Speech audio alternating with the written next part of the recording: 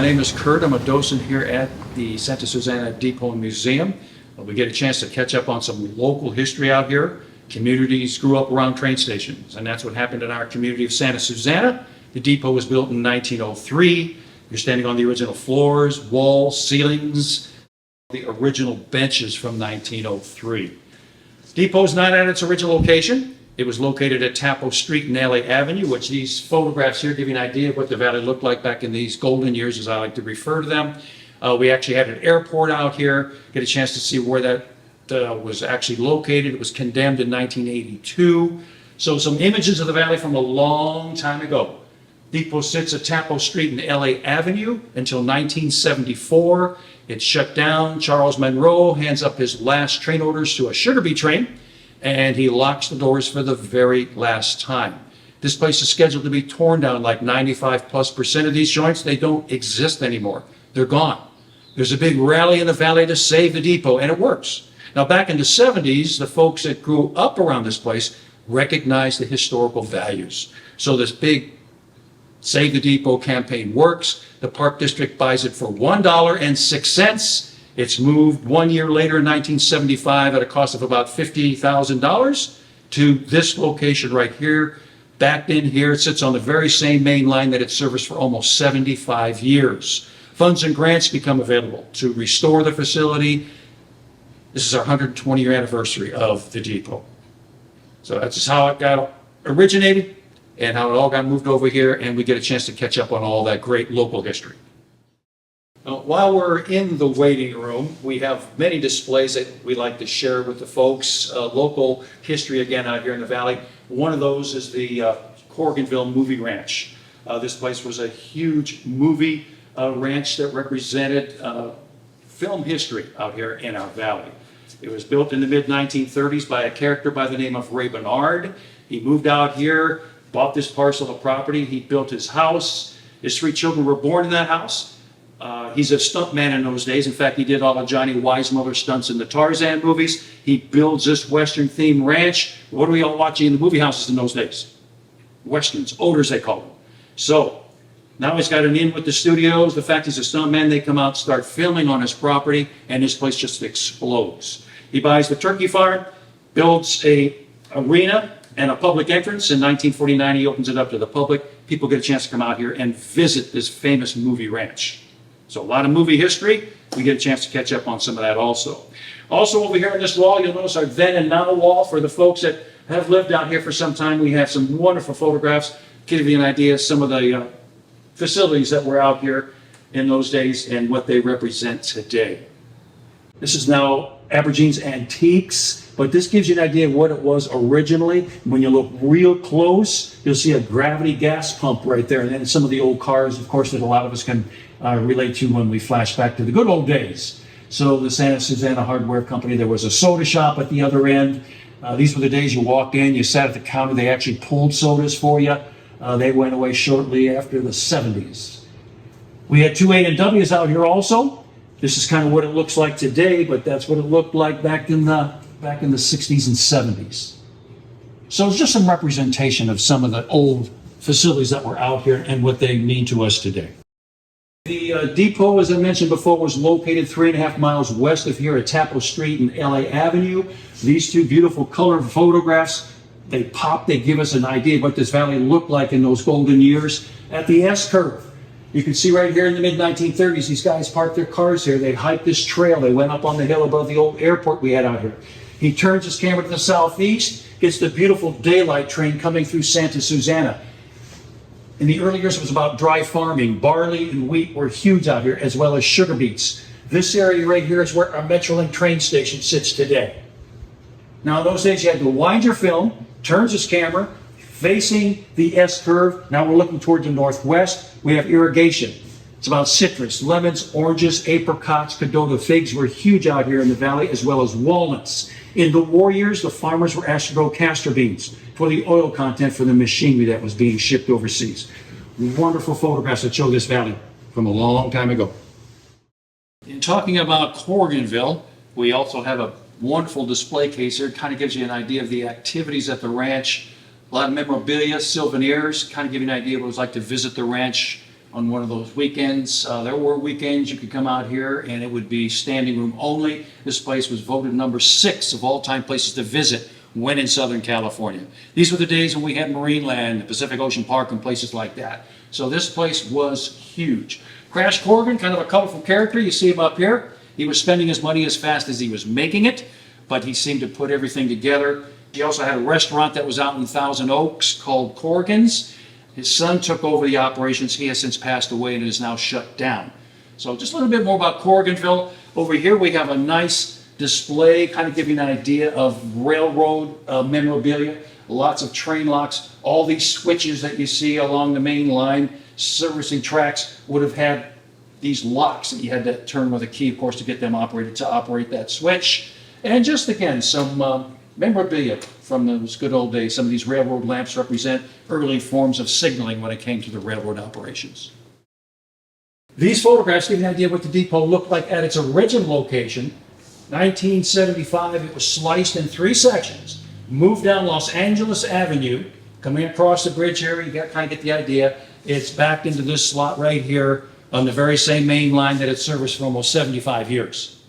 Funds and grants become available, restore it. 1981, when the depot was moved over here, somebody decided to torch the joint. They started the fire on the other side of that waiting room door. It shot up and burnt the whole 2nd floor down. Now, little story behind this. As much interest that was shown in saving this depot when it was at its original location, when it got moved out of here, it was kind of like out of sight, out of mind. Nothing was happening. Then this event occurs. This was a red flag to the city council people and so forth. They couldn't have events like this happening, so the rumor was there was no interest shown in this place. They were going to shut it down. Now, rumor has it there was a lady that wanted to turn it into a restaurant, of all things. Now, as far as historians go, not exactly what we'd like to see, but at least we can save the building. That doesn't work out. Model railroaders looking for a place to start their railroad hobby, model railroading. They move in for, I think it was $1 a month, and resurrected this place. The idea comes along to take these 2 rooms, the waiting room and the agent's office, and turn it into a museum. The model railroaders and their layout actually started in this room, but they moved it up to the freight base. Obviously more room up there. Now, while we're here, of course, the agent's waiting room, you have the availability to buy tickets here. As you can see over here, Bill Appleton standing at the window, trying to purchase a ticket. I think he's going to Burbank, someplace like that. So the ticket window, of course, here in Santa Susana, we wouldn't probably have had a lady sitting over there, but all these depots were built with this ticket window here. So you could have had an agent over there selling you a ticket. Before we go into the agent's office, I'd like to share a display that we have outside, get an idea of what train orders were all about. We're going to flash back to an era before cell phones and radios. These agents that worked in these depots had to be able to be in contact with these trains that were running through here. Vital information that affected something ahead of that train, be it east or west. They were called train orders. Information that would have been attached to these 2 devices out here. Always 2 of these. I want you to imagine this pole sitting out there next to the main line. That's where it would be located. Now, to let the crew know he had train orders to grab at Santa Susana, we had to operate the order board pole. And that's what this big tall pole is up here. Right now we have it set up for the eastbound train to grab train orders. The westbound train doesn't have train orders to go. Following up on train orders, agents would have been working in a spot like this. This is Charles Monroe. Information that was handed up to those crews would have been typed up on train orders. He would then let the crew know he had train orders to grab at Santa Susana. How did he do that? Those flags that we operated, he would have taken this green indicator, and as I'm speaking to you, I'm moving that blade into the red. If I wanted to move it back, I would then move it back into the green location. Now the crew comes by and grabs those train orders about 40 miles an hour. Now he knows what instructions he has further down the main line. In the early years, these agents would have communicated via telegraph. Agent would have deciphered all those dots and dashes, dis and das that made up Morse code. Now, after telegraph, telephones came along. You moved out here, but you didn't have it at your house yet, which was very common. You needed to make a call. You came down to the depot, talked to the agent here, Charles Monroe, and he says, well, go ahead and crank mine. We would have cranked the phone, sounded, and looked a lot like that one right there on the wall. After telephones, we get into the 1940s. Communications was about teletype. They were used during the war years by the armed forces and then implemented by businesses after the war. Every depot had a teletype machine. This was critical information coming from a dispatcher in Los Angeles that would have to be typed up into train orders, hung out there on that pole so the crews could grab them at 40 miles per hour.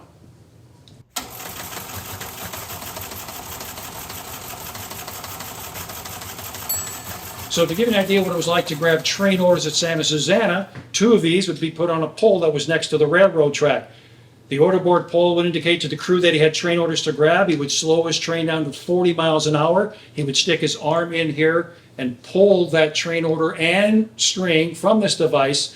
This would spring back and open up, and now the crew knew exactly what they needed to do further down the line. What changed all this, the last train orders handed up here at Santa Susana were in 1974. Why? Because now we could call the crews up directly using the first cell phones. Crude example, you can see how we've evolved from contraptions like this to the cell phones that we use today. In the early years, agents, as an example, Charles Monroe, this guy had 38 years service on the Southern Pacific Railroad. In that 38-year career, he was bumped 17 times. If somebody had more time than you, more seniority, they wanted to work at your location, you were out.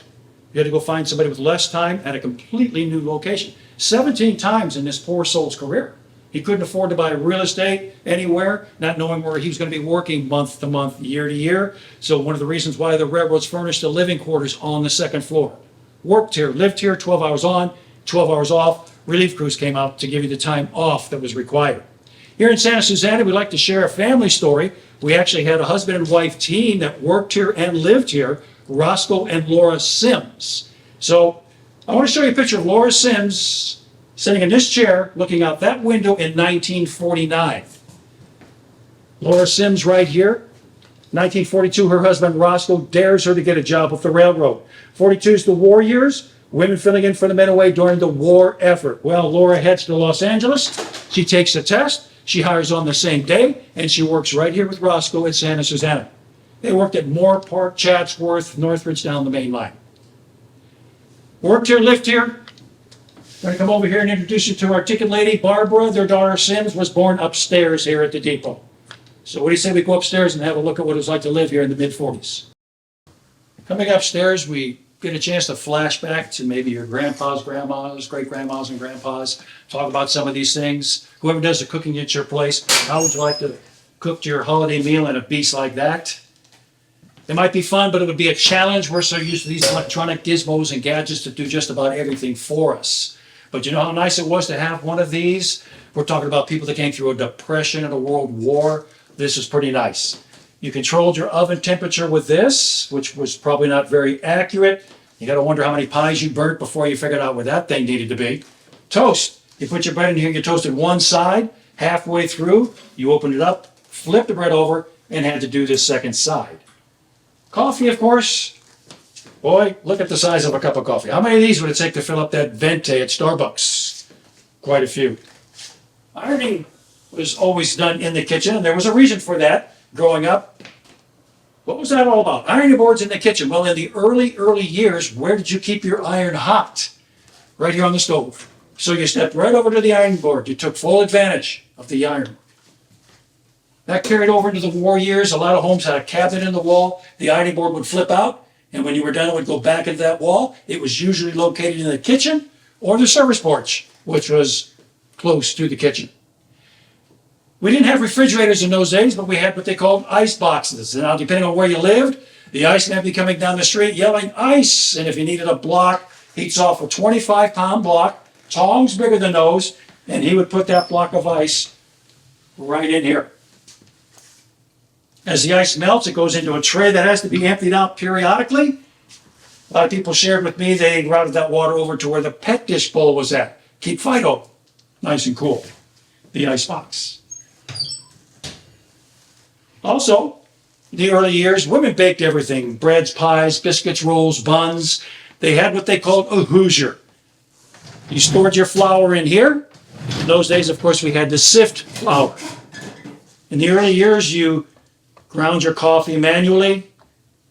If you're going to eat fresh, you went to your grocery store, you brought home ingredients for a meatloaf as an example. You ground all that up, patted up that meatloaf, and it would have gone right into this beast here behind you. This would have been your pantry. You stored things in here. If you had a rodent issue, you may have used that metal-lined drawer.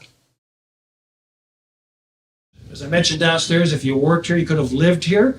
Two agents. So we had two bedrooms. Bedroom number one was right back here. This originally was a solid wall. This would have been bedroom number two, which you had to do come out, and this would have been your living space. Of course, you had your kitchen.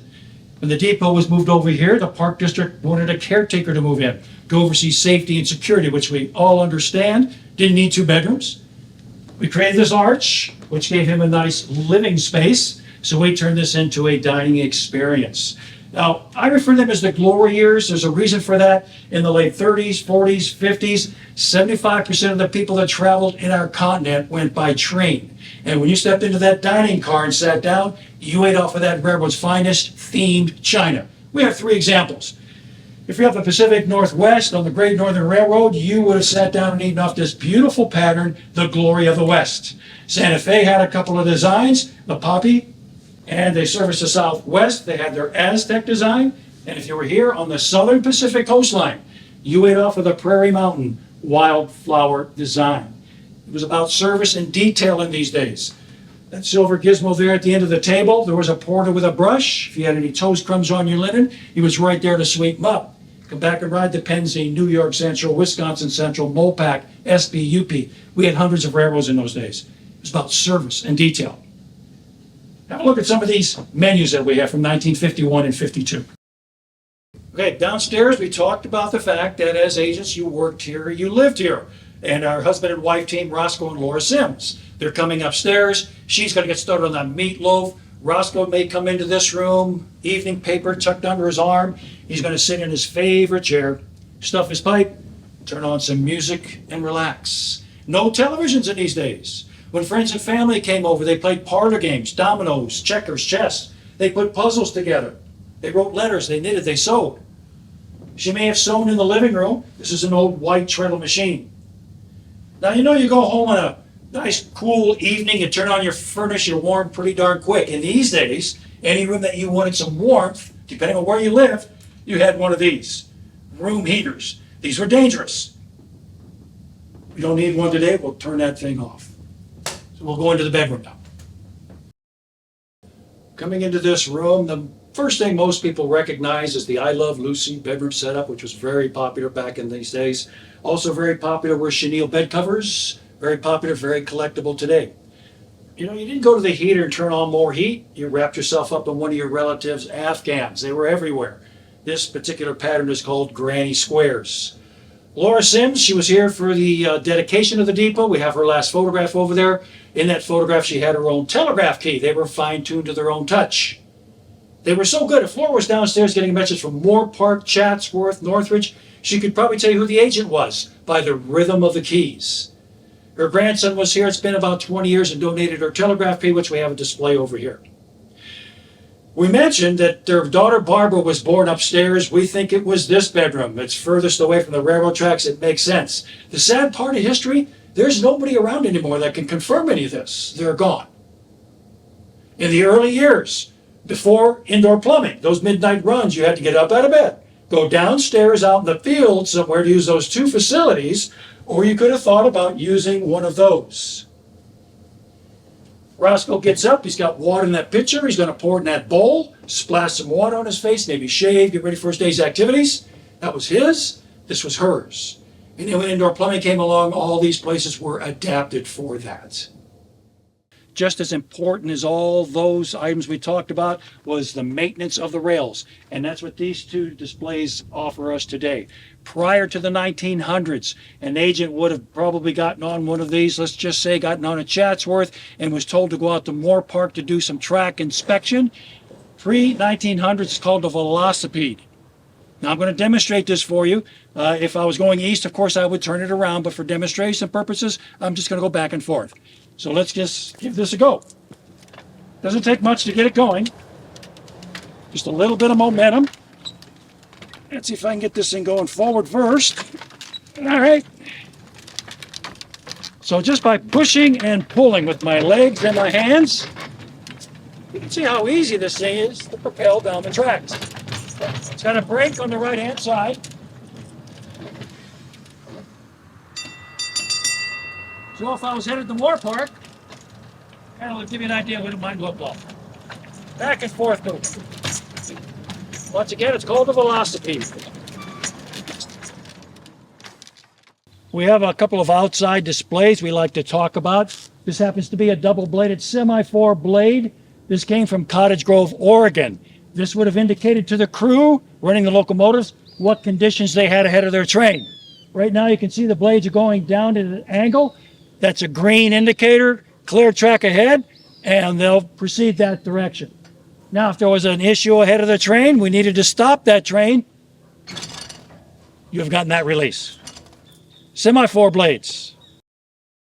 Well, we hope you've enjoyed our time here at the depot. We've had a chance to catch up on a lot of local history. You know, with history, there is so much more in between the lines. So coming down to the depot, we get to catch up on all that good old-fashioned history. We're open every Saturday and Sunday, 1 to 4 o'clock. We do group tours 7 days a week. You can pick out the time. We just ask that you give us a heads up so we can get the resources in here to give you the tour that you'll enjoy. Thank you for watching.